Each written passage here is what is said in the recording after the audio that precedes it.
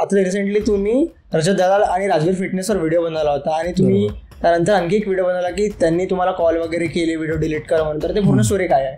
तो मैं उसको डरने वाला नहीं, वैसे भी वो रजत दलाल ही बोल सकता है, उसके अलावा कोई नहीं। और ये रजत दलाल का ही कॉल था, मुझे पता था क्योंकि वो लैंग्वेज में पता ही कर रहा था। बट उसने मुझे बोला कि अगर तू व्हिडिओ डिलीट नहीं करेगा तो फिर बाद में देख लेना तेरे से क्या कहूंगा। तुम्ही इतक्या वर्षापासून या इंडस्ट्रीमध्ये आणि आजही तुम्ही रिलेव्हंट आहात, टिकून आहात, तरी कसं? की सचिन तेंडुलकर जंगली रमीचे ऍप करतो, आमिर खान करतो, हे काय जंगली रमी खरंच खेळत असेल का? नाही, यांना पैसे मिळते म्हणून हे पैशासाठी कुठे पण काही करतात। बॉडी बिल्डिंग इंडस्ट्रीमध्ये एक स्टेरॉइड नावाचा शब्द खूप प्रचलित आहे, स्टेरॉइड काय असते? असं सांगितलं की प्रत्येकच गेम मध्ये स्टेरॉइड यूज होतात, असला कुठलाच खेळ नाही, फक्त बॉडी बिल्डिंग दिसते की स्टेरॉइड यूज होतात। म्हणजे सगळ्याच ऑलिम्पिक झालं म्हणजे कुठलाही गेम घ्या, विदाउट स्टेरॉइड नॅचरल वर तुमची स्ट्रेंथ पुरणारच नाही। तर बॉडी बिल्डिंग मध्ये ब्रह्मचर्याचा काय रोल असते? सगळ्यात महत्वाचा आहे पैसा। मी सुरुवातीला पेपर वाटपण्याचं काम करायचो, म्हणजे सुरुवातीला तुम्हाला स्ट्रगल करावंच लागतं। तर तुम्ही इतके सारे कॉम्पिटिशन बघितलेलं आहे, तर त्यात पॉलिटिक्स, पैसा, पॉवर हे चालतं का?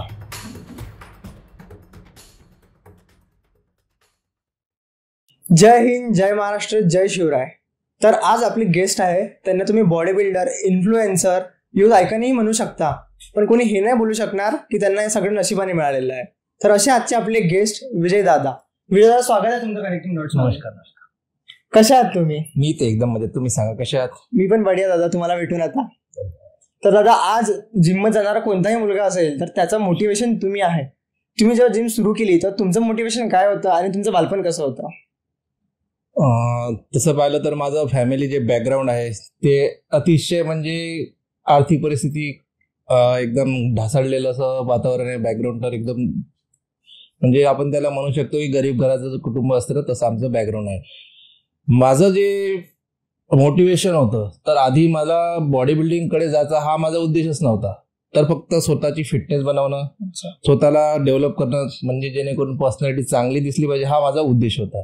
त्याच याने मी जिम स्टार्ट केलं आणि माझा मित्र होता, त्यांनी मला जिममध्ये घेऊन गेला की जिम केल्याने पर्सनॅलिटी चांगली होती, याच त्याचा मागचा उद्देश होता। आणि सुरुवातीला मी सगळ्यात आधी युनिव्हर्सिटीची कॉम्पिटिशन खेळलो। माझ्या मित्रांनी फोर्स केलं की जर आपण इंटर कॉलेज कॉम्पिटिशन खेळतो तर आपल्याला मार्क्स मिळतात। मी फक्त 3 मार्क्स भेटण्यासाठी फक्त मी कॉम्पिटिशन पार्टिसिपेट्स केली, जेणेकरून मला 3 मार्क्स परीक्षेत भेटणार। तर पहिली कॉम्पिटिशन ती मी युनिव्हर्सिटी खेळलो, जी की झाली होती लोणार इथे। तर त्या स्पर्धेमध्ये मला 10 मध्ये पहिल्या 10 मध्ये समावेश नव्हता। तर मी थोडंसं नर्वस पण झालो तिथून की बा माझी बॉडी तर होती, मी का बा 10 मध्ये पण येऊ शकलो नाही, थोडंसं हे झालं डिमोटिवेट। पण मग नंतर मी प्रॅक्टिस करत गेलो, माझ्यात जे एकदम जोश आला की नाही बा आता मला याच्यातच काहीतरी थोडं नाव बनवायचं आहे, थोडं काहीतरी करायचं आहे। तर मी त्या अनुषंगाने मग प्रॅक्टिस केली, सराव चालू केला मी माझा। आणि मग मी सगळ्यात आधी जी कॉम्पिटिशन मध्ये पदक मिळवलं ती म्हणजे डिस्ट्रिक्ट कॉम्पिटिशन होती, अमरावती डिस्ट्रिक्ट कॉम्पिटिशन होती, जी की बुधवारामध्ये आज असले होते। तिथे मला 3रं पारितोषिक मिळालं सर्वात पहिले। आणि कधीची गोष्ट आहे? जवळपास 2010ची गोष्ट असेल, म्हणजे आता जवळपास 14 वर्ष झाले त्या गोष्टीला। आणि 2010 मध्ये मला सर्वात आधी डिस्ट्रिक्ट कॉम्पिटिशन मध्ये 3रं पारितोषिक मिळालं आणि तिथूनच मग मला थोडीशी प्रेरणा मिळाली आणि एकदम उत्साहानं वाढलं, म्हणजे प्रोत्साहन वाढलं। आणि माझे जे फ्रेंड सर्कल आहे त्यांनी पण मला खूप मोटिवेट केलं आणि मदत केली याच्यात की या क्षेत्रात तुझं जेनेटिक्स चांगलं आहे, फिजिक्स चांगलं आहे, तू अजून डेव्हलप करू शकतं। तर मग मी असं ते प्रॅक्टिस करत गेलो की मला डिस्ट्रिक्ट, मग स्टेट, मग नॅशनल, इंटरनॅशनल या कॉम्पिटिशनसाठी तसे कोच मिळाले आणि त्या कोचने मला मार्गदर्शन केलं। आणि माझी आजची परिस्थिती अशी आहे की मी आता मिस्टर इंडिया कॉम्पिटिशनमध्ये मेडल मिळवले आहे आणि मिस्टर एशियामध्ये गोल्ड मेडल आहे आणि मिस्टर वर्ल्ड चॅम्पियनशिपमध्ये सुद्धा माझ्याकडे ब्रॉन्झ मेडल आहे।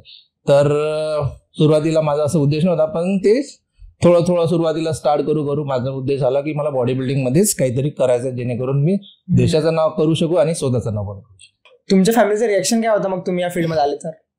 सुरुवातीला आमच्या म्हणजे फॅमिलीबद्दल इतकं काहीच नव्हतं, कारण की सुरुवातीपासून जे डाएटचे पैसे लागतात ना मी घरी कधीच नाही केले। माझा डाएटचा खर्च मी स्वतः केला, कारण की मी सुरुवातीला पेपर वाटपण्याचं काम करायचो। म्हणजे जेव्हा मी स्टार्टिंग केलं तेव्हा शाळेमध्ये होतो, मी 11वी मध्ये असताना सगळ्यात आधी कॉम्पिटिशनची सुरुवात केली होती आणि फर्स्ट इयरला असताना पार्टिसिपेट केलं।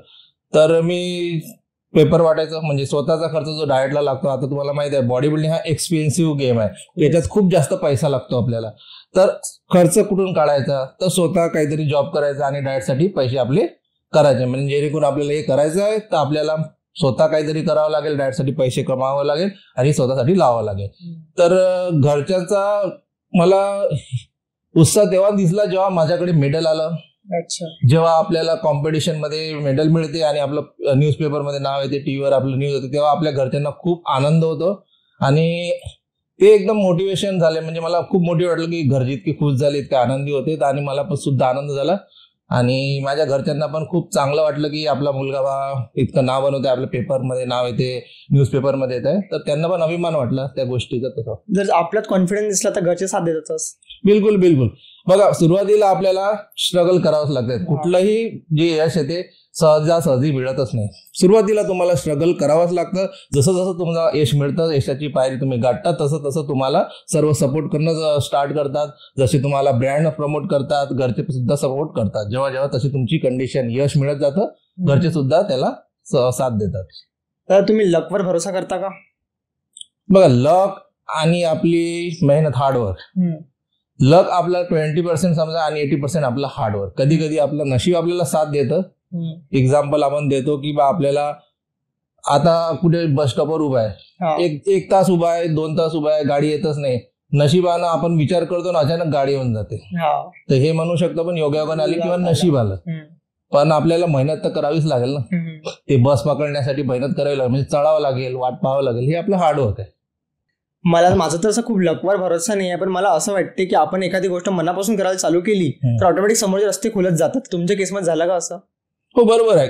जर तुमचं ध्येय जर असेल, उद्दिष्ट तुमचं बरोबर असेल, तुमचं फोकस असेल, कुठल्याही ड्रीमवर जर तुम्ही फोकस करत असाल आणि त्या अनुषंगाने जर आपण जर प्रॅक्टिस करत असू, हार्डवर्क असेल, डिसिप्लिन खूप महत्वाचं आहे याच्यामध्ये. जर डिसिप्लिन तुम्ही कुठलंही हार्डवर्क करता, तुम्हाला सक्सेस मिळते. असं नाही की कन्सिस्टन्सी नसली तर आपण काय करतो, सोडपकड करतो. आपण काय करतो, नशिबाला दोष देतो की माझ्या नशिबात हे नव्हतं म्हणून माझं हे झालं नाही. आपलं मेहनत तिथे कमी पडत आहे म्हणून आपल्याला ते भेटलं नाही, असं आहे.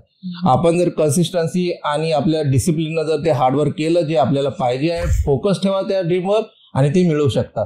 त्याला नशीब तुम्हाला साथ तेव्हा देईल जेव्हा तुम्ही स्वतः मेहनत कराल. दादा, तुम्ही गेल्या 12-15 वर्षापासून इंडस्ट्रीत आहे, बरोबर? तर तुमच्या मागूनही खूप लोक या फील्डमध्ये आले आणि चाललेही गेले. तुम्ही इतक्या वर्षापासून या इंडस्ट्रीमध्ये आणि आजही तुम्ही रिलेव्हंट आहात, टिकून आहात, तर हे कसं? बघा, आता काय आहे ना, आजकालची युवा पिढी आहे किंवा समजू युथ आहे, यांना कसं आहे, लवकर प्रसिद्धी पाहिजे, जेणेकरून इन्स्टंट पाहिजे. तर या कुठल्याही गोष्टीची सक्सेस इन्स्टंट भेटत नाही. आणि जर तुम्हाला जे लगेच भेटलं कुठलंही यश, समजा की इन्स्टंट तुम्हाला विक्री भेटली, तर ती जास्त काळ टिकूच शकत नाही. इन्स्टंट सक्सेस स्कॅम आहे. बरोबर. कारण की कसं आहे माहिती आहे काय, जे तुम्ही म्हणजे ग्राउंड टू अर्थ असतात ना, जे सुरुवातीपासून वरती जातात, त्यांना सगळ्या परिस्थितीचा अनुभव असतो की कसं काय. लोकांना कसं आहे, लगेच आपल्याला यश पाहिजे. त्यामुळे कसं होतं ना, जर आपल्याला ते भेटली नाही गोष्ट तर त्यातून लोक खचून जातात, म्हणजे माघार घेऊन घेतात. पण असं नाही की आपण ते प्रयत्न केले पाहिजे की नाही आपल्याला भेटू शकते. त्यांच्यात तेवढं पॅशन नाही, म्हणजे सहनशीलता नाही आहे. त्यामुळे काय होतात की नेव्हर गिव्ह, म्हणजे आपण नेव्हर गिव्ह दिलं पाहिजे पण नाही, ते तिथून सोडून जातात, गिव्ह अप करून देतात आणि ते दुसऱ्या फील्डमध्ये चालले जातात. शक्यतोवर या फील्डमध्ये कसं आहे माहिती आहे काय, सगळ्यात महत्वाचं आहे पैसा. लोकांकडे म्हणजे जे जास्तीत जास्त आहे, पैशामुळे जास्तीत जास्त लोक ट्वीट करतात. कारण की जर तुम्हाला एक फिटनेस चांगली बनवायची आहे, फिटनेस एक वेगळा पार्ट आहे, बॉडी बिल्डिंग हा गेम आहे. बॉडी बिल्डिंग जर गेम करायचं असेल तर याच्यासाठी खूप जास्त पैसा खर्च करावा लागतो. आणि एखादी नॉर्मल फिटनेस ठेवायची असेल तर तुम्ही सर्वसाधारण डाएटनुसार ठेवू शकता. पण काय, बॉडी बिल्डिंग मध्ये असं असतं की खर्च खूप लागतो, त्यामुळे तो खर्च पेलवत नाही किंवा तेवढं सहनशीलता नसते, म्हणून काही लोक क्विट करतात आणि ज्यांचं ध्येय एकदम ठाम असते ते या क्षेत्रात टिकून राहतात. तर दादा, मला असंही वाटतं की तुम्ही काळानुसार बदलत गेले. जसं तुम्ही आधी इन्स्टावर नव्हता, तर तुम्ही इंस्टाग्राम, युट्यूब सगळ्या प्लॅटफॉर्मवर आहात, तर तुम्ही काळानुसार बदलत गेले, त्यामुळे तुम्ही टिकून आहात सध्या. हा, ते म्हणू शकतो. कसं आहे, आपला काळानुसार आपला बदलाव आवश्यक आहे. आता बघतो की सोशल मीडियाचा प्रभाव खूप आहे. कारण की आधी फक्त टीव्ही असायची, आपण टीव्हीवर पिक्चर पाहायचो. आता काय झालं माहिती आहे काय, OTT आलं, OTT प्लॅटफॉर्म, सगळं काही आपण मोबाईलवरच बघतो. आजकाल लोकांना इन्स्टंट पाहिजे. जसं आधी बघायचं युट्यूबवर मोठे व्हिडिओ यायचे, ठीक आहे, आता शॉर्ट व्हिडिओ आले. तर जसं जसं आपण ते जग जसं चालते त्याच्यानुसार आपल्याला चालवतात. जर आपण जर मागे असेल तर आपण मागेच राहणार. जसं जग आहे त्याच्यानुसार आपल्याला त्याच्यावर पाय ठेवून चालवावं लागेल, तेव्हाच आपलं सक्सेस टिकून राहील. दादा, तुम्ही अंकित बयानपुऱ्याबद्दल काय सांगसाल? कसं वाटतं तुम्हाला तो? अंकित बयानपुरे, तो रामरामभाई साराने 75 डे हार्ट चॅलेंज. अंकित बयानपुरे आता मला इतकं त्याच्याबद्दल माहित नाही, पण मी थोडं ऐकलं त्याचं चॅलेंज चांगलं आहे आणि नॅचरल आहे, म्हणजे घरगुती डाएट आहे, सगळं काही आहे आणि फिटनेस वगैरे चांगली आहे त्याची.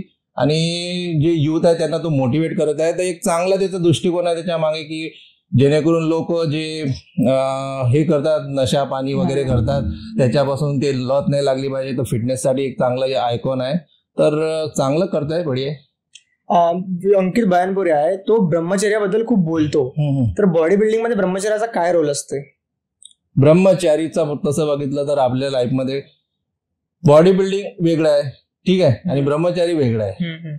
आणि जे आपल्याला तू ब्रह्मचारी म्हटलं तर एकदम आपण विचार करतो स्पिरिच्युअल लाईफ, ठीक आहे. स्पिरिच्युअल लाईफ जर असली तरच बा आपण विचार करतो की स्पिरिच्युअल लाईफ मध्येच आपल्या बॉडीमध्ये इफेक्ट होईल, की बा असं झालं म्हणजे आपण केला तर बॉडी कमी होईल, किंवा नाही केला तर आपली बॉडी चांगली राहील, असं काही नाही. जे नॅचरल थिंकिंग आहे असं त्याच्यावर काही प्रभाव पडणार नाही ब्रह्मचार्याचा. आणि जे लोक समजा आहे तर चांगलंच आहे. बॉडी बिल्डिंगच्या दृष्टिकोनाचा जर आपण विचार केला, जर बघा आता आपण एखादी कॉम्पिटिशन खेळतो ना, एखादा आपण आपल्याला मिस्टर इंडिया कॉम्पिटिशन खेळायची आहे, ठीक आहे. आता आपल्याकडे 3 महिने आहे, तर 3 महिने काय करतो ना, आपलं इकडे तिकडे लक्ष नसते, आपलं फोकस फक्त ते असते, आपलं इकडे लक्ष नसते, आपण या गोष्टीचा विचार नाही करत. आपलं काय आता समजा नॉर्मल व्यक्ती काय करतो ना, त्यात गुंतून असतो म्हणून त्याच गोष्टीचा तो विचार करतो, तर तसं होतं.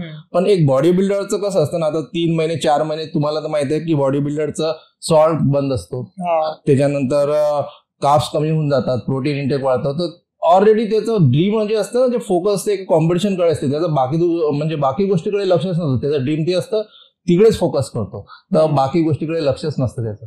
आता रिसेंटली तुम्ही रजत दलाल आणि राजवीर फिटनेसवर व्हिडिओ बनवला होता, आणि तुम्ही त्यानंतर आणखी एक व्हिडिओ बनवला की त्यांनी तुम्हाला कॉल वगैरे केले व्हिडिओ डिलीट करा म्हणून. तर ते पूर्ण स्टोरी काय आहे? बघा, आता मी काही दिवसाआधी आहे ना एक काही व्हिडिओ बघितले होते, जसे कॉन्ट्रोवर्सी चालू होते ना. आता रजत दलाल आणि राजवीर फिटनेस त्यांची कॉन्ट्रोवर्सी चालू होती. त्यांनी बघा काय टाकलंय ना, फिटनेस इन्फ्लुएन्सर. म्हणजे फिटनेस बद्दल इन्फ्लुएन्सर म्हणजे काय, फिटनेस बद्दल माहिती सांगेल, चांगली माहिती सांगणार किंवा लोकांना मोटिवेट करणार कसं फिटनेस बद्दल आपण फिट राहू शकतो, जेणेकरून आपली फिटनेस चांगली राहील. पण त्यांचा दृष्टिकोन तो नसून आज आपण पाहतो सोशल मीडियावर जास्तीत जास्त व्हिडिओ काय होते, फक्त कॉन्ट्रोवर्सीचे, याला त्याला शिव्यागाळ करायचे आणि याला त्याला फक्त मारामारीच्या गोष्टी ह्याच आपण पाहत होतो. आणि सोशल मीडियावर फिटनेस इन्फ्लुएन्सर म्हटल्यावर आपलं बॅड इम्प्रेशन होते, कारण की शिव्यागाळ करतो आपण आणि आपण वेगळ्याच फील्डकडे चाललोय. म्हणजे आपलं फील्ड काय फिटनेस आहे इन्फ्लुएन्सर म्हणून, की लोकांना कसं फिटनेस राहील, फिट राहील, फिटनेस बद्दल जाणीव करून देणं, की मग एक्सरसाइज, डाएट प्लॅन किंवा सांगा की कसे राहू शकता. पण ते न करता ते दुसरंच काही करायला लागले, जसं की शिवागाळ करणं, मारामारी. हा आपला हेच नाही ना उद्देश. आपला उद्देश वेगळा आहे, आपण उद्देशानुसार चाललं पाहिजे. तर म्हणून मग मी काय व्हिडिओ बनवला होता फक्त त्या दोघांविरुद्ध, की बा तुम्ही स्वतः आधी भांडले होते, तुम्ही एक फिटनेस इन्फ्लुएन्सर आहे, ठीक आहे, पण तुम्ही लोकांना मोटिवेट करायला पाहिजे, फिटनेस बद्दल गोष्टी सांगायला पाहिजे. तर तुम्ही काय करताय की फक्त सोशल मीडियावर शिवागाळ करताय, मारामारीच्या गोष्टी करताय, त्याच्यामुळे फिटनेस बरोबर, त्याच्यामुळे काय होत आहे, फिटनेस इंडस्ट्रीचा याच्यात हे होत आहे, बदनामी होत आहे फिटनेस इंडस्ट्रीची. तर त्याच्यावर मी व्हिडिओ बनवला होता. दोघं बघा, हे तुम्हाला लोकांना फक्त उल्लू बनवण्याचं काम करत आहे, बाकी काहीच नाही. फक्त कॉन्ट्रोवर्सी करत आहे, आपसात भेटत आहे. हे सोशल मीडियामध्ये आपले फॉलोअर्स वाढले पाहिजे, जेणेकरून लोकांना ते इंटरेस्ट, जसं म्हणतात ना मसाला पाहिजे, बस तेच क्रिएट करत आहे आणि लोक ते पाहण्यासाठी उत्सुक आहे. आणि त्यांचा जो उद्देश आहे फिटनेस इन्फ्लुएन्सर, ते तर कुठेच नव्हता. त्याच्यात फक्त स्वतःला कॉन्ट्रोवर्सीमध्ये गुंतवणं, शिवागाळ करणं, त्याच्यामुळे आपल्या फिटनेस इंडस्ट्रीवर खूप जास्त दबाव पडतो. म्हणून मी तो व्हिडिओ बनवला होता. त्याच्यानंतर मग दादा, हे कॉन्ट्रोवर्सी फेक असतात का? कॉन्ट्रोवर्सी तर मी म्हणू शकतो की बनवलेले स्क्रिप्टेड असतात. जास्त करून मी बघितलं ते एकदम स्क्रिप्टेड असतात. मी तर आतापर्यंत तसंच पाहिलं. कारण स्क्रिप्टेड काय असतात की आता तुम्ही कॉन्ट्रोवर्सी करता, 4-5 दिवस आधी तुम्ही एकमेकाशी भांडता, शिवाय देता सोशल मीडियावर, आणि 4-5 दिवसांना स्वतः व्हिडिओ बनवत असो, आपण याला काय म्हणू, बरोबर ना? तर हे मला तर वाटते स्क्रिप्टेड असतात, आपले फॉलोअर्स वाढवण्यासाठी किंवा आपले इंस्टाग्रामवर फॉलोअर्स वाढले पाहिजे, हे वाढले, त्याच्यासाठी पूर्ण स्क्रिप्टेड एक कॉन्ट्रोवर्सी क्रिएट करतात आणि बस नंतर मग स्वतः एकत्र येतात. बॅक टू क्वेश्चन, तुम्हाला कॉल आलता म्हटलं ते काय आहे? अच्छा, मी व्हिडिओ टाकला होता, जसं की त्याच्यात अगेन तो व्हिडिओ टाकला त्यांच्या विरुद्ध, फिटनेस, राजवीर फिटनेस आणि रजत दलाल. तर मला एक चंदीगडहून एक अनोन नंबरवरून कॉल आला होता, माहित नाही, नाव नाही सांगितलं. तर मला ते बोलले की आपने वो वीडियो क्यों डाला, मतलब क्या है तेरा और मेरा कुछ तो है नहीं, ऐसा कुछ बोल रहा था वो, और बोले जल्दी से वो वीडियो डिलीट कर दो बोले. तो कॉल कोणाचा होता पण? उन्होंने मुझे ये नहीं बोला था, मैंने बोला आप कौन, मैंने बात कर रहे तो उन्होंने मुझे वो नाम नहीं बताया, सिर्फ इतना बोला कि जो आपने वीडियो डाला वो डिलीट होना चाहिए। ओके, तो मैं समझ गया कि ये कौन बात कर रहा है, क्योंकि ये जो लैंग्वेज है तो इस वजह मैंने देख लिया कि ये मतलब आपको नाम नहीं लेना है किसी का। हाँ, वो नहीं, मैं तो खुद बोल देता हूँ, मैं उसको डरने वाला नहीं, वैसे भी वो रजत दलाल ही बोल सकता है, उसके अलावा कोई नहीं। और ये रजत दलाल का ही कॉल था, मुझे पता था क्योंकि वो लैंग्वेज में पता ही चल रहा था। बट उसने मुझे बोला कि अगर तू वीडियो डिलीट नहीं करेगा तो फिर बाद में देख लेना तेरे से क्या कहूंगा। ठीक है, तो मैंने बोला भाई देख, मेरा जो काम है फिटनेस के बारे में बोलना, वो मैं तो करते रहूंगा, और तुझे जो करना है तू कर ले, क्योंकि मेरा जो काम है, मेरा जो है तो मैं करते रहूंगा। लोगों को जो फिटनेस के बारे में जो मैं वीडियो बनाता हूँ, फिटनेस के अवेयरनेस के बारे में, वो बनाते रहूंगा। तेरे को अगर बुरा लगा होगा तो तू तेरा काम कर, मुझे नहीं करना है, और मैं मेरा काम करते रहूंगा। बस मैं यही बोला उसने, उसके बाद तो कुछ आया नहीं। बाद में एक और मुझे कुछ मैसेज आए थे, बट मैंने उसको अनसीन किया। अपना काम करो, फोकस राहो लाईफ बस वही आहे बस. और आपण बघतो दादा की खूप सारे ऍक्टर असते, मोठे मोठे सेलिब्रिटी असते, तर ते ब्रँड प्रमोशनच्या नावाखाली काही प्रमोट करतात, पण ते प्रोडक्ट स्वतः कन्झ्युम करतात का? मी आता जसं पाहिलंय की मोठे मोठे ब्रँड जे आता आपण ऍक्टर्स लोक बघतो, स्वतः तर कधीच युज नाही करणार, कधीच नाही. बरोबर आहे, हे सगळ्यांना माहिती आहे. हे सगळ्यांना माहित आहे, हे लोकांना पण माहित आहे की आता अभिषेक बच्चन जसा आहे, अमिताभ बच्चन आहे, मोठ्या मोठ्या याची ऍड करतात ते आपलं, पण ते प्रोडक्ट खरंच युज करतात काय? नाही करत. कारण की त्यांना एवढ्या मोठ्या ऍडव्हर्टाईज इतका पैसा भेटतो की त्यांना ते करण्याची लाजही नाही वाटत. आणि आता आपण बघतो की सचिन तेंडुलकर जंगली रमीचे ऍप करतो, आमिर खान करतो. हे का जंगली रमी खरंच खेळत असेल का? नाही. यांना पैसे मिळते म्हणून हे पैशासाठी कुठे पण काही करतात, बरोबर आहे. फक्त यांना काय पैशाची घेणं देणं आहे, कोणतं ब्रँड आहे फक्त ते पहिले, फक्त म्हणजे ब्रँड प्रमोशनसाठी बस त्यांना या गोष्टीचे पैसे मिळतात तर ते करतात. तुमच्याकडे जर असं काही आलं खूप मोठं आणि ते चुकीचं आहे तर तुम्ही प्रमोट करसाल का?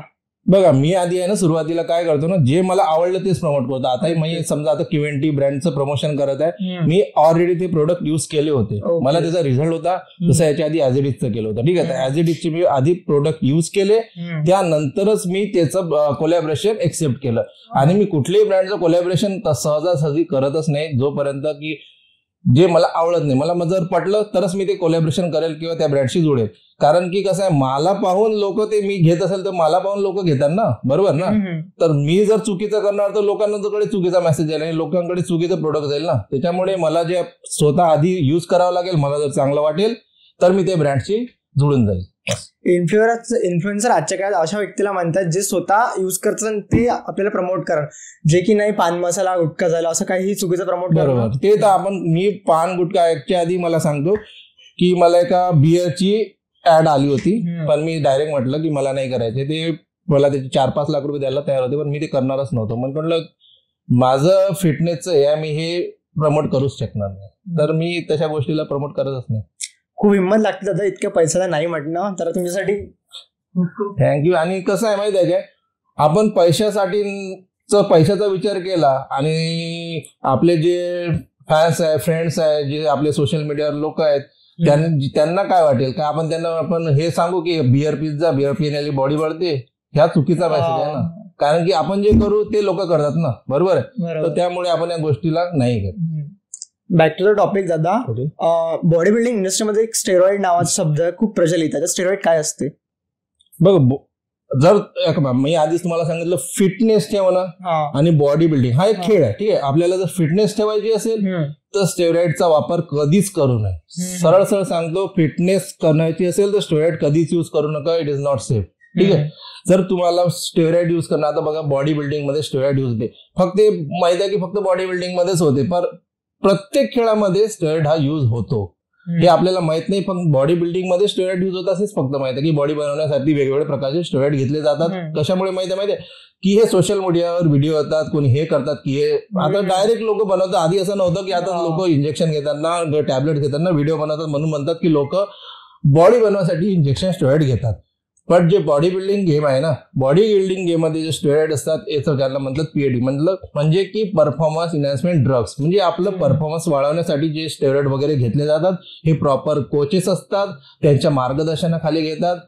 आता बघा, मी एक एक्झाम्पल देतो. जर तुम्हाला इंटरनॅशनल कॉम्पिटिशन खेळायची आहे, तुमचे कॉम्पिटिटर USA चे आहे इकडले, ते जर त्या अनुषंगाने समजा तशी प्रॅक्टिस करत असेल आणि तुम्ही जर त्या अशा जर बॅक परिस्थितीत प्रॅक्टिस कराल, समजा जसे तुमचे कॉम्पिटिटर आहे तशीच तुम्हाला प्रॅक्टिस करावं लागेल, बरोबर आहे. तर जर आपण तिथे मागे राहू ना, त्याच्यामुळे या गेम मध्ये तुम्हाला स्टेरॉइड यूज होते, पण फिटनेससाठी यूज करण्याची काहीच गरज नाहीये. आणि जे स्टेरॉइड यूज होतात त्यांची प्रॉपर स्टेरॉइड सायकल असते आणि कोचेस असतात मार्गदर्शन, जेणेकरून तुमच्या बॉडीवर साईड इफेक्ट होणार नाही.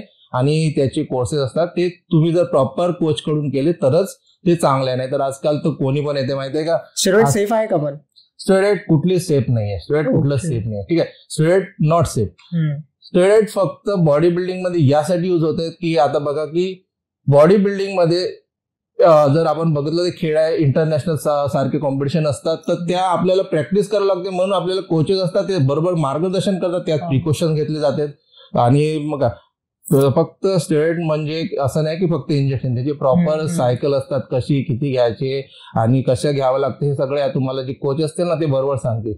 आणि त्या अनुषंगानेच आपण काय करतो, प्रॅक्टिस करतो, त्याचे प्रिकॉशन्स घेततात, पीईडी असतात, पीसीडी असतात, हे सगळं करूनच मग आपले जी बॉडी आहे ती प्रॉपर राहते. नाहीतर तुम्ही जर कुठल्याही उठलून काही घेणार ना, जसं इंटरनेटवर वाचून हे घ्याल, हे युट्यूबचा व्हिडिओ पाहून ते घ्याल, तर तुमचे ऑर्गन खराब करून घ्याल, तुमची बॉडी खराब करून घ्याल, ठीक आहे. अर्धज्ञान हे खूप घातक आहे. बरोबर. त्यामुळे जर तुम्हाला जर फक्त फिटनेस बनवायची, मी आजही सांगते मीडिया तुमच्या चॅनलच्या अनुषंगाने, की ज्यांना फक्त फिटनेस बनवायची आहे ना, त्यांनी स्टेरॉइड कधीच यूज करू नये आणि त्याची गरजही नाही, ठीक आहे. मग तुम्ही इतके सारे कॉम्पिटिशन मध्ये पार्टिसिपेट केलेलं, खूप सारे जिंकले पण आहे तुम्ही, त्यात पण स्टेरॉइड यूज करतात का लोक? बघा, डिस्ट्रिक्ट लेवलवरचं आजकाल इतकं नव्हतं, जेव्हा मी स्टार्ट केलं तर काही नाही, पण नॅशनल लेवलवर होतात. बॉडी बिल्डिंग मध्ये काही प्रमाणात स्टेरॉइड यूज होतात, कारण की नॅचरलवर तुमची इतकं ग्रोथ होणारच नाही. आता कसं हे लेवलवर झालंय, आणि मी जसं सांगितलं की प्रत्येकच गेम मध्ये स्टेरॉइड यूज होतात, असला कुठलाच खेळ नाही, फक्त बॉडी बिल्डिंग दिसते की स्टेरॉइड यूज होतात. म्हणजे सगळ्याच ऑलिम्पिक कुठलाही गेम घ्या, विदाउट स्टेरॉइड नॅचरलवर तुमची स्ट्रेंथ पुरणारच नाही. तुमची कॉम्पिटिटर आता USA ची असेल, चीनची असेल, ते यूज करतात, मग त्याचा वॉशआउट करतात आणि मग ते 3 महिने आधी पूर्ण बॉडीतून नील करतात, तेव्हा कुठे ते परफॉर्मन्स असतात. तुमचा नॅशनलवर इतका परफॉर्मन्स असं तर असूच शकत नाही. त्याच्यामुळे कसं आहे ना, ते सगळं प्रॉपर जे कोचेस असतात ना, म्हणून तर म्हणतात ना मी की कोचेस जे असतात ते तुम्हाला प्रॉपर मार्गदर्शन करणार, त्याच्यामुळे ते केलं पाहिजे. हे एक नवीन गोष्ट माहित पडली आज मला. दादा, तुम्ही इतके सारे कॉम्पिटिशन बघितलेलं आहे, तर त्यात पॉलिटिक्स, पैसा, पॉवर हे चालतं का? बघा, कुठलाही गेम घ्या आणि कुठलंही क्षेत्र घ्या, तुम्हाला माहिती आहे की काही पर्सेंट तर पार्सिलिटी होतातच. आणि कसं आहे, आता जवळचा असेल, ज्यांनी ऑर्गनाईज केली असेल कॉम्पिटिशन, त्याच्या जवळचा कुठला स्टुडंट असेल, तर 19-20, 18-20 इतकं पार्सिलिटी होतच राहतात. बॉडी बिल्डिंग इंडस्ट्रीमध्ये कोणते इन्कम सोर्सेस आहे? बघा, बॉडी बिल्डिंग जसं आपण बघतो, तर बॉडी बिल्डिंग मध्ये विनिंग प्राइसचे तर पैसे इतके नाही भेटत. जसं तुम्ही बॉडीला लावता ते तर त्याच्या अनुसार खूप कमी पैसा बॉडी बिल्डिंगच्या विनिंग मध्ये भेटतात. तर बॉडी बिल्डिंग मध्ये अर्निंग सोर्स काय माहिती, जसं तुम्ही बॉडी बिल्डिंग गेम खेळला तर तुम्हाला स्पोर्ट कोट्यामध्ये जागा भेटते, म्हणजे गव्हर्नमेंट जॉब भेटू शकतो. तुमच्याकडे नॅशनलचं सर्टिफिकेट असेल, गोल्ड, सिल्वर, ब्रॉन्झ 3 पैकी एक असेल, तर तुम्हाला रेल्वेमध्ये, इन्कम टॅक्स मध्ये, सेंट्रल गव्हर्नमेंटमध्ये डायरेक्ट तुम्हाला जॉब मिळतो बॉडी बिल्डिंग मध्ये. आणि दुसरं अर्निंग सोर्स काय मी सांगतो, जसं की तुमचे क्लायंट्स असतात ज्यांना फिटनेस बनवते, मोठे क्लायंट्स असतात, तिथनं तुम्ही पर्सनल ट्रेनिंग देऊ शकता, ठीक आहे, ते अर्निंग येतात. आणि बाकी जसं आता माझं असलं तर जिम आहे, तर मी जिमचे अर्निंग आहे माझं. आणि बॉडी बिल्डिंग मधून समजा पर्सनल ट्रेनिंग आहे, म्हणजे ऑनलाईन क्लायंट्स आहे काही, जे काही ऑस्ट्रेलियातले म्हणजे इकडले तिकडले आहेत, तर बॉडी बिल्डर पर्सनल ट्रेनिंग देऊ शकतो, पीटी घेऊ शकतो, ऑनलाईन ट्रेनिंग देऊ शकतो. आणि जर त्याला जर बॉडी बिल्डिंग मध्ये जर नाव असेल, चांगलं नॅशनल प्लेस असेल, तर गव्हर्नमेंट जॉब थ्रू त्याला एकदम ब्रँड प्रमोशन आज एक आता हे आलं, जसं की आता सोशल मीडियाचा वापर इतका होत आहे की ब्रँड प्रमोशनमुळे पण भेटतात. आणि जसं तुम्ही जर एकदम थोडे हाय लेवलवर गेले, समजा पॉप्युलर झाले, तर तुम्ही सोशल मीडियावरून पैसे कमवू शकतात, जसं की व्ह्यूजवर वगैरे. आता युट्यूबवरून कमवू शकतो, जसं इंस्टाग्रामवर येतात. जसे तुमचे व्ह्यूज आले तर ब्रँड तुमच्या जवळ ऑलरेडी होऊन जातात. आजकाल तर सोशल मीडियाचा इतकं माध्यम आहे की तुम्ही हर क्षेत्रात वेगवेगळे कमवू शकता. फेसबुक आहे, युट्यूब आहे, त्याच्यानंतर इंस्टाग्राम आहे, वेगवेगळी आहे. आधी तर आता मौज होते ना, त्याच्यावर पण चांगलं होते. तर आजकाल तर कसं आहे, जसं तुमचा म्हटलं ना, जगाला जसं जग आहे तसं आपल्याला चालावं लागेल. तुम्ही जगासोबत चालाल तर तुम्ही परफेक्ट अर्निंग करू शकता. आजकाल पैसे कमावणं इतकं म्हणजे इझी झालेलं आहे, स्वतःला फक्त तेवढं प्रमोट करता आलं पाहिजे. आणि तुम्ही इतक्या साऱ्या कॉम्पिटिशन मध्ये गेलाच आहात, तर आम्हाला सांगून द्या एक ऑडियन्ससाठी, सर्वांसाठी, की तिथे जायचं कसं मार्ग आहे? तिथपर्यंत कसं पोहोचायचं जिथे तुम्ही आहे? कॉम्पिटिशन खेळासाठी की बा मी ज्या लेवल आहे त्या कॉम्पिटिशन खेळासाठी? कुठले स्टार्टिंग सांगून द्या ना, म्हणजे ह्या फील्डमध्ये तुम्हाला करिअर बनवायचं असेल तर कसं स्टेप घ्यायच्या? बघा, जर तुम्हाला बॉडी बिल्डिंग मध्ये जर नाव बनवायचं असेल किंवा तुम्हाला बॉडी बिल्डिंग या क्षेत्रात उतरायचं असेल तर सर्वात आधी तुम्हाला डिस्ट्रिक्ट कॉम्पिटिशन पासूनच सुरुवात करावी लागेल. सर्वात आधी काय होते, डिस्ट्रिक्ट कॉम्पिटिशन मध्ये आपल्याला कळतं की आपण कुठे आहोत, कुठल्या लेवलवर आहोत. आणि जर आपण एक प्रॉपर तरीक्याने एखादा प्रशिक्षक पकडला तर तुम्हाला गाईड करू शकेल. कारण की डिस्ट्रिक्ट लेवल, ठीक आहे, डिस्ट्रिक्ट लेवल नंतर स्टेट लेवल, स्टेट लेवल नंतर होतं आपलं नॅशनल, मग इंटरनॅशनल. इंटरनॅशनल साठी तुमचं सिलेक्शन होतं. सिलेक्शन केवळ जेव्हा तुमचं नॅशनल मध्ये मेडल असेल तर तुमचं इंटरनॅशनल साठी सिलेक्शन होतं. सिलेक्शन इंडियाचं टीम सिलेक्शन होते, मग तुमचं इंटरनॅशनल कॉम्पिटिशन साठी सिलेक्शन केलं जातं. ओके दादा, तुम्ही कधी सिगरेट दारू कन्झ्युम केला आहे का? सिगरेट तर मी कधीच आजपर्यंत यूज नाही केलाय. आणि दारू म्हटलं तर मी जेन्युइन सांगतो, मी ओळखा पिलो आहे. ते पण ऍक्च्युअली एक पार्ट आहे बॉडी बिल्डिंगचा, की ओळखा यासाठी पितात बॉडी बिल्डर की बॉडी जे बॉर्डर असते रिमूव्ह झालं पाहिजे. पण इतकं नाही भेद. आम्ही समजा 30 to 60 ml जे असतात ते घेतात. फक्त ते कॉम्पिटिशनच्या अगोदरल्या दिवशी, म्हणजे प्रत्येकच नाही करत, कोणी कोणी करतात की बॉडीतलं वॉटर रिमूव्ह झालं पाहिजे त्यासाठी तेवढं फक्त यूज करतात. ओके. आणि आता आपण बघतो आजकाल की मुलं प्री वर्कआउट मध्ये पुडी खातात आणि आफ्टर वर्कआउट, पोस्ट वर्कआउट मध्ये त्यांनी सिगरेट पितात, तर त्यांची बॉडी कशी बनणार? बरोबर आहे. त्याच्यामुळेच तर आजकाल बघतोय आपण की जिम मध्ये सगळ्यात आधी प्री वर्कआउट मध्ये आजकाल काय बघता, काय यूज करतात तुमच्या यांनी सांगा? आज काय आहे ना, सगळ्यात जास्त प्री वर्कआउट यूज म्हणून काय करतात ना, कॉफीची पुडी आणतात. बघा, प्रत्येक जिम मध्ये तुम्हाला कॉफी दिसेल, ठीक आहे. आजकाल आधी 1 ते 1 रुपयाची 2 रुपयाची पुडी यायची ना कॉफीची. आजकाल लोक 10 रुपयाची पुडी एका टाइमला घेतात कॉफीची. कॅफिनचे प्रमाण इतके वाढवतात की त्याच्यात आजकाल बघताय की हार्ट अटॅक येतात, ठीक आहे. त्याच्यानंतर तुमचं बीपीला त्रास, शुगर लेवल वाढतं. तर कारण हेच की तुम्ही जे कॅफिनचं लेवल आहे इतकं वाढवून देतात की त्या जेव्हा तुम्ही वर्कआउट करता ना, तुमचं हार्ट रेट इतकं वाढून जातं की त्याच्यामुळे तुम्हाला त्रास होणं चालू होतो. अच्छा, तर म्हणजे जे हार्ट अटॅकची प्रॉब्लेम आपल्याला बघायला भेटते जिम मध्ये, तर ते एक्सेसिव्ह वर्कआउट मुळे आहे की आपण जे असं हार्ट अटॅक जे जिम मध्ये आता आपण पाहतो खूप जास्त प्रमाणात येण्याचे प्रमाण आहे, ठीक आहे. तर याचे कारण काय, वेगवेगळे कारण आहे. बघा, हे नाही की बा एक्सरसाइज आपण जास्त एक्सरसाइज करत आहे म्हणून हार्ट अटॅक येत आहे किंवा आपण कॅफिन जास्त घेत आहे म्हणून नाही. प्रत्येकाचं वेगळं आहे.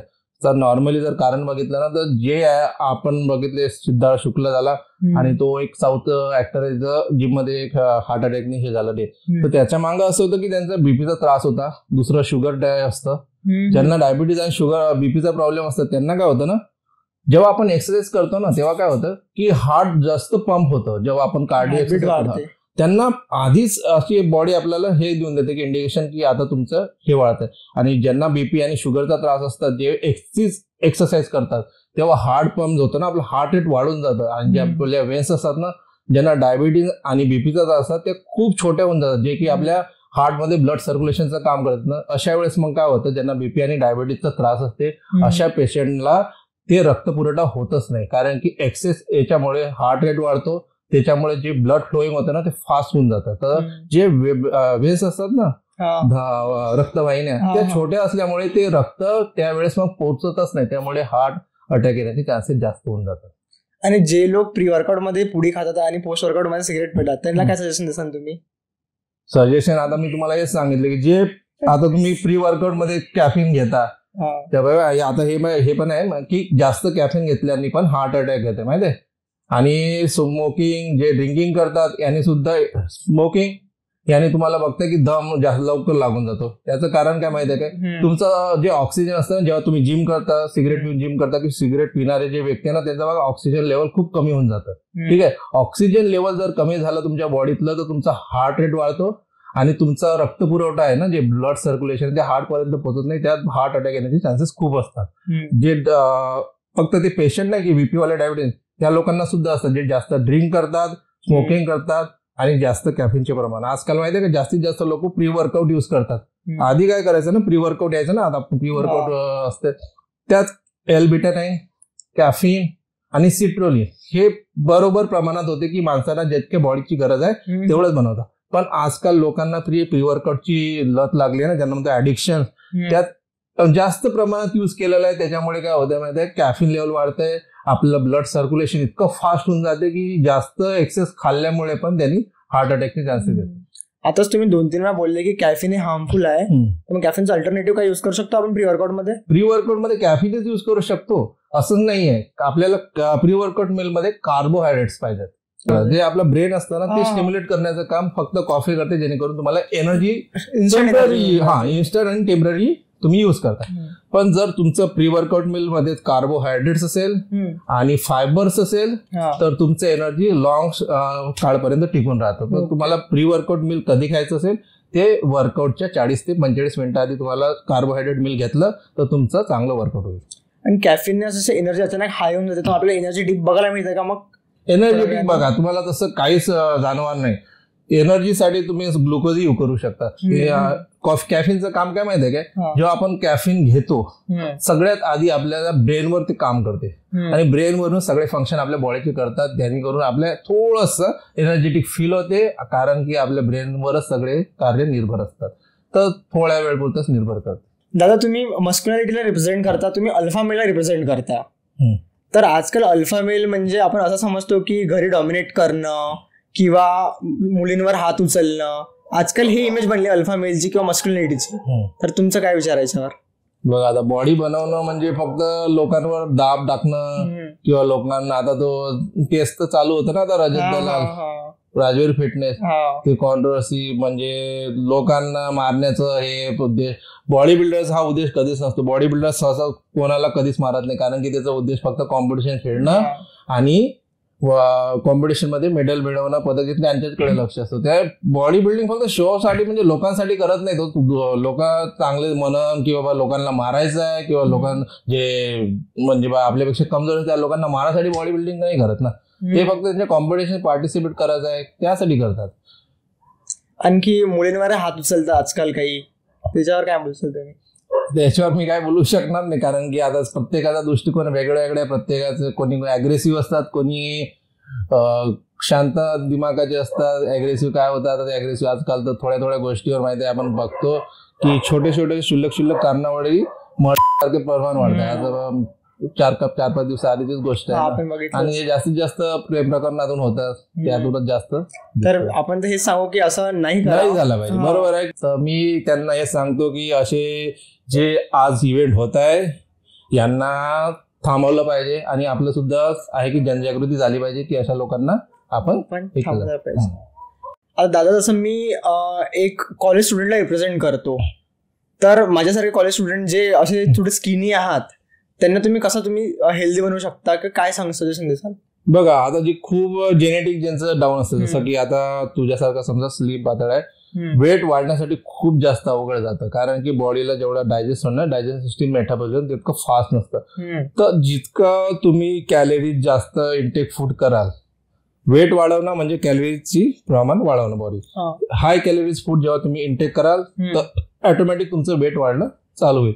हाय कॅलरीज फूड मध्ये कसं आलं, स्वीट पोटॅटो खाऊ शकता, राईस खाऊ शकता, जसं राईस राजमा चावल खाऊ शकता, ठीक आहे. त्याच्यानंतर तुम्ही सोयाबीन्स खाऊ शकता, पनीर खाऊ शकता, पनीर राईस खाऊ शकता. जे हाय कॅलरीज फूड आहे ना ते तुम्ही इंटेक करा. आणि असं नाही की फक्त 2च मील करतो. सहसा आपण नॉर्मल लाईफ मध्ये काय करतो, ब्रेकफास्ट करतो, डिनर करतो, लंच करतो आणि डिनर करतो. तर आपल्याला तसं नाही करायचं आहे. प्रत्येक 3 तासांनी थोडं मील बॉडीला न्यूट्रिशन देणं गरजेचं आहे, कारण की आपल्या बॉडी जे आहे न्यूट्रिशन डिमांड करते, त्यानुसार रिक्वायरमेंटनुसार आपल्याला बॉडीला न्यूट्रिशन दिलं पाहिजे. जसं कारण की ब्रेकफास्ट, तसं त्याच्यानंतर आपलं दुपारचं जेवण, त्याच्यानंतर एक आपला इव्हिनिंगचा मील येतो, इव्हिनिंग स्नॅक मील, आणि जर तुम्ही रात्री वर्कआउट करत असेल तर त्याच्यानंतर तुम्ही एक मील घ्या आणि एक डिनर. असे 5 मील असले तर तुमच्या बॉडीला प्रॉपर 3-4 तासांनी न्यूट्रिशन मिळेल, जेणेकरून तुम्हाला वेट गेन करण्यास आणि तुमचे मसल ग्रोथ होण्यास मदत होईल. आता तुम्ही सोयाबीन म्हटलं होतं, आपण सोयाबीन बद्दल इतके सारे मिसकन्सेप्शन ऐकलेले आहे की ते कंझ्युम करणं सेफ आहे, नाही सेफ आहे की सांगून द्या. सोयाबीन चंक्स आपण असं ऐकलं की सोयाबीन चंक्स मुळे गायनोचा प्रॉब्लेम होता, ठीक आहे.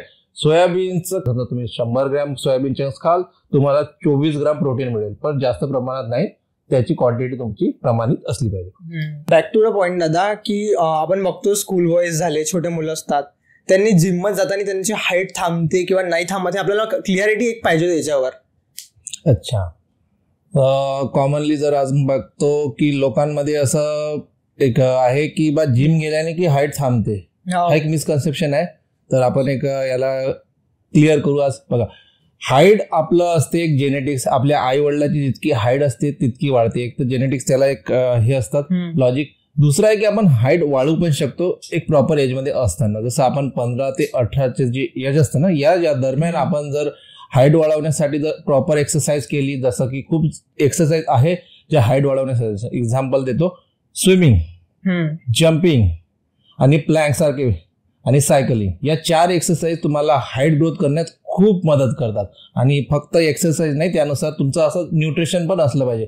आपण काय करतो त्या एजमध्ये असताना जास्तीत जास्त काय करतो, बाहेरचे फूड जे अनहेल्दी फूड आहे ते खातो. पण तेव्हा जर तुम्ही न्यूट्रिशनल चांगलं हेल्दी फूड जर इंटेक केलं बॉडीला, तर त्यानुसार तुमचं हाईट पण वाढतं. म्हणजे त्या वयात 15 ते 18 हा वयच असतं की या वयात तुमचं हाईट वाढू शकतं. पण तुम्हाला प्रॉपर एक्सरसाइज आणि न्यूट्रिशन बॉडीला दिलं पाहिजे, तुम्ही हाईट पण ग्रोथ करू शकता.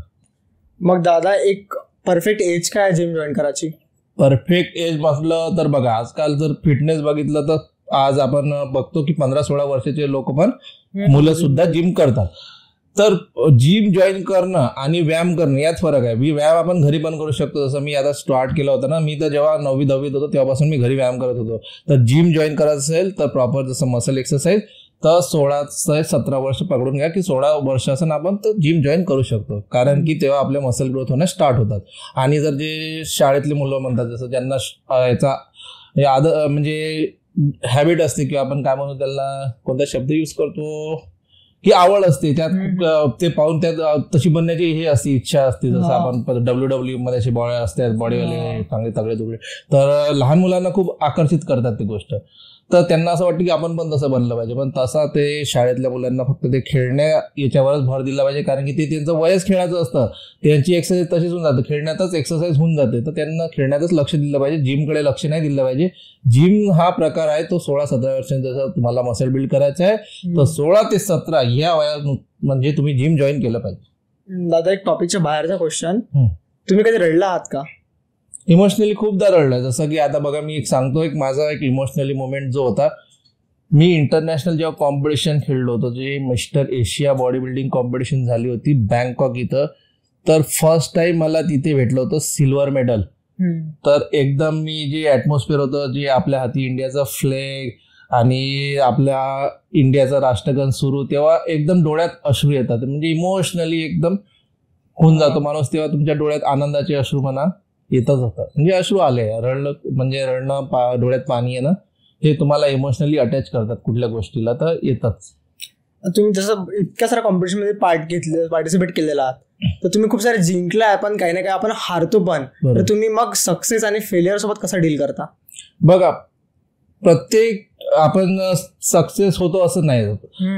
जेव्हा आपण हरतो ना, हरण्यातून आपण एक तर पॉझिटिव्ह थिंकिंग घेऊ शकतो, एक निगेटिव्ह थिंकिंग आपल्याला मागे आणते. पॉझिटिव्ह थिंकिंग काय करते ना, आपण हरलो, का हरलो याच्यावर अभ्यास करतो. का हरलो, या कॉम्पिटिशनमध्ये मी का कमी पडलो, त्याच्यावर अभ्यास करतो की नाही याचं माझ्यापेक्षा हे जे बेटर होतं, आपण त्या वीक पार्टवर काम करतो. ठीक आहे.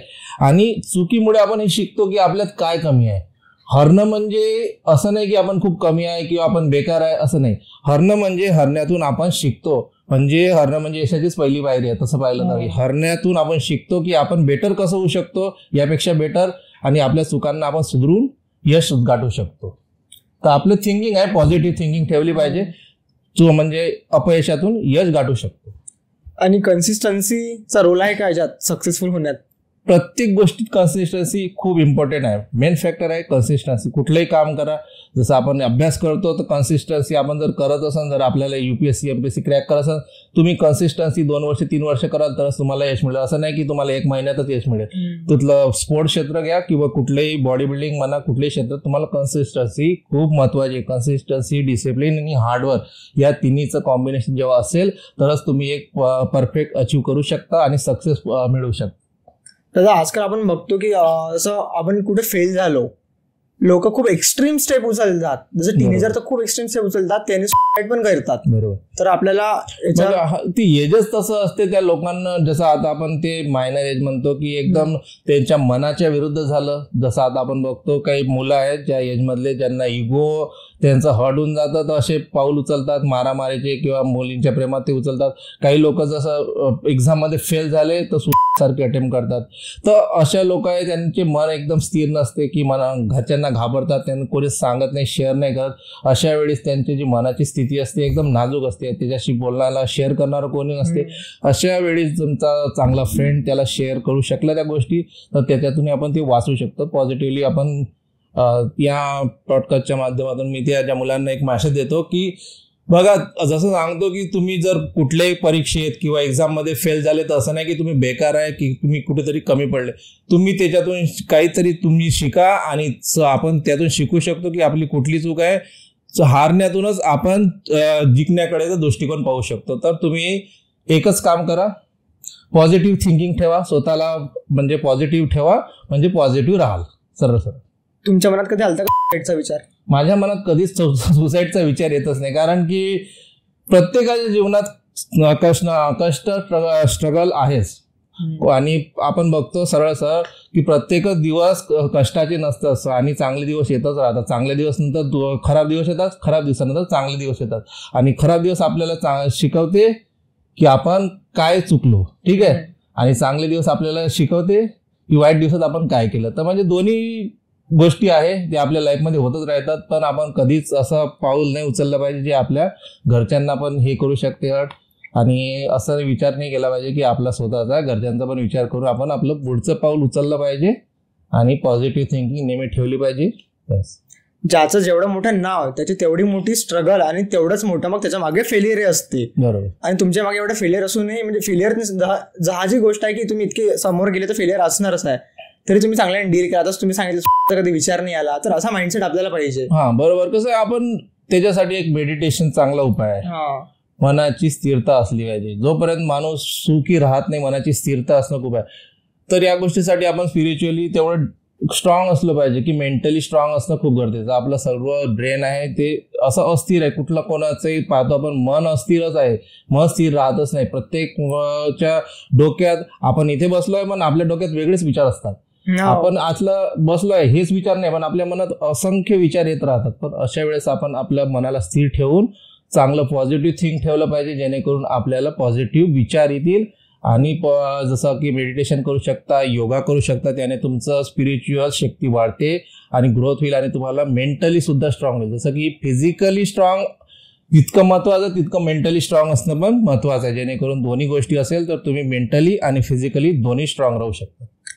दादा, तुम्ही जेव्हा सुरू केलं हे जर्नी आणि आज तुमच्या माइंडसेटमध्ये काही फरक आला आहे का? माइंडसेट म्हणजे तर इतका माझा काही फरक नाही. जसं मी सुरुवातीला होतो तसाच आपण बघतोय की माझा स्वभाव तसाच आहे. आपलं जे नॅचरल आहे ना स्वभाव, तो कधी चेंज नाही होत. स्वभाव नाही म्हणते मी, म्हणजे जग बघायचा नजरिया बदलला का तुमचा? जग बघायचा नजरेला बघितलं तर जसं काळानुसार जसं जग चालतं तसं आपल्याला चालावं लागतं. प्रत्येक गोष्ट जशी आहे ते आपल्या अनुषंगानेच नाही होत. कधी आपल्या विरुद्ध होते, कधी आपल्याला पाहिजे तशी होते. पण थोडासा दृष्टिकोन तर बदलतो, कारण की आता सोशल मीडियामुळे तर सहसा जसं आपण बघतो की खूप जास्त असे कंडिशन्स आलेलेच आहेत. आता आपल्याला पण स्वतःला चेंज करावंच लागतं, नाही करत आपण मागे राहून. बरोबर. कारण की जसं आता आपण बघतो ना, तेच कॉन्ट्रोवर्सीचा मुद्दा झाला होता. कधी मी आतापर्यंत ते असं केलं नाही. आतापर्यंत माझा पहिलाच व्हिडिओ असेल मी इंस्टाग्रामवर अपलोड केला, कारण की तो मला एकदम असं वाटलं की मला याच्यावर व्हिडिओ बनवला पाहिजे, हे काहीतरी चुकीचं आहे. म्हणून मग मी थोडासा ऍग्रेसिव्ह झालो आणि तो व्हिडिओ बनवला होता. 90% लोक जिम जातात, पण ते 1 वर्ष झालं, कोणी 6 महिने 1 वर्ष जिम जातात, त्यानंतर ते बंद करून टाकतात. मी स्वतः जिम गेलो आहे, तुमच्या जिम मध्ये तुम्ही 6 महिने जिम केलं, त्यानंतर मी सोडून दिली जिम. तर मग तुम्ही टॉप 10% लोकांमध्ये येतात जे कन्सिस्टंट आहे एवढ्या वर्षापासून. तर तुम्ही कसे कन्सिस्टंट आहे? कारण एकच एक बोरिंग शेड्यूल. बघा, आता मी तुम्हाला सांगितलं माझं अर्निंग हे आहे आणि माझं पूर्ण लाईफच हे आहे. कारण की जिमच माझं अर्निंग आहे आणि जिमच माझं पूर्ण प्रोफेशनल आहे. आणि जसं मी म्हटलं की बॉडी बिल्डिंगच हा माझा ड्रीम आहे. याच्यात मला म्हणजे करिअर आहे पूर्ण हेच आहे, तर मला एक कन्सिस्टन्सी ठेवावंच लागते. आणि माझं जसं की सांगितलं की बॉडी बिल्डर जेव्हा एक कॉम्पिटिशनकडे लक्ष देत असतं, फोकस पूर्ण त्याच्याकडे असतं, म्हणजे त्याला नो एक्सक्यूज. किती प्रॉब्लेम असू दे, क्रिएट असले किती प्रॉब्लेम येत राहतात, माणसाच्या आयुष्यात प्रॉब्लेम येतच राहतात, पण ते प्रॉब्लेमला सॉल्व्ह करून आपल्या जे ड्रीम आहे जे आहे त्याला म्हणजे पूर्ण अनुसरूनच आपल्याला व्यायाम हे ते करावंच लागतं. म्हणजे कन्सिस्टन्सी खूप इम्पॉर्टंट आहे. ते म्हटलं ना मी तुम्हाला, 3 या गोष्टी असल्याच पाहिजे: कन्सिस्टन्सी, डिसिप्लिन आणि तुमचं हार्डवर्क. तेव्हाच तुम्हाला एक यशाची पायरी गाठू शकता. तुम्ही तुमच्या फील्डवर मध्ये आज टॉपवर आहात, तर कोणालाही आता आमच्यासारखे मुलं आहेत त्यांना तुम्ही काय सांगसाल की कसं आपल्या फील्डमध्ये टॉपवर जायचं? बघा, मी असं म्हणू नाही शकत का मी टॉपवर आहे फील्डवर. हे आता तुमचा दृष्टिकोन आहे, माझा दृष्टिकोन वेगळा आहे, मी टॉपवर आहे असं नाही म्हणत. पण मी हेच सांगतो की कुठलंही क्षेत्र असो, जसं आता मी स्पोर्ट्स क्षेत्रामधून बॉडी बिल्डिंग म्हणतो की आपण तुम्ही एज्युकेशनल असाल तर एज्युकेशनलमध्ये पण कन्सिस्टन्सी आवश्यक आहे, तुमचं हार्डवर्क असलं पाहिजे. आणि दुसरी गोष्ट म्हणजे मेहनत जर कराल तर स्वतःवर विश्वास असणं खूप महत्वाचं आहे. ठीक आहे, पेशन्स, सहनशीलता असली पाहिजे आणि स्वतःवर विश्वास असला पाहिजे. असं नाही की बा आता मी फेल झालो तर मी नाही करू शकत. ठीक आहे, तुम्ही सगळं काही करू शकता. अपयश आलं तरी यश मिळू शकते. असं नाही की अपयश शेवटची पायरी नाही आहे, यश येते अपयशानंतर. पण कन्सिस्टन्सी, हार्डवर्क, मेहनत आणि स्वतःवर कॉन्फिडन्स असणं खूप गरजेचं आहे. तेव्हाच तुम्ही कुठल्याही क्षेत्रात अव्वल राहू शकता. तर दादा आता आपण एक रॅपिड फायर राऊंड घेऊ. तुम्हाला मी क्वेश्चन विचारला आणि तुम्ही एका सेंटेन्समध्ये आन्सर द्या. ठीक आहे? विजय दादा बॉडी बिल्डर नसते तर काय असते? एखादा government officer. Government officer. Okay. Vijay दादाची फेवरेट एक्सरसाइज? Chest workout. अमरावतीतलं फेवरेट फूड कोणतं आणि कुठलं? दहीवडा. कुठला? मिलनचा. अच्छा. हां. रजत दलाल की अंकित बयानपुरिया? अंकित बयानपुरिया की शिव ठाकरे? शिव ठाकरे. अमरावती की पुणे? अमरावती. मोदीजी की राहुल गांधी? मजा करता. No comment. मजा करता. तर मग दादा खूप छान वाटलं तुमच्यासोबत बोलून. आज तुम्ही आम्हाला इतकं चांगलं सांगितलं आहे, भरपूर मोटिवेटेड झालं तुमच्यापासून. आता हेच मोटिवेशन घेऊन मी नक्की येतो दादा 1 तारखेला या जिमला, आणि तुमच्या मित्रांना पण घेऊन या. आणि सगळे तुमची टीम फिट राहा, तुमचे मित्र तुम्ही सगळे फिट राहा. आमचं मार्गदर्शन आणि आमचा सपोर्ट तुम्हाला नेहमीच. दादाची जिम आहे VB फिटनेस, तर तिथे कोणालाही कॉन्टॅक्ट करायचा असेल तर मी नंबर टाकतो डिस्क्रिप्शन मध्ये, तुम्ही कॉन्टॅक्ट करू शकता. चल भेटू मग दादा. चला भेटूया.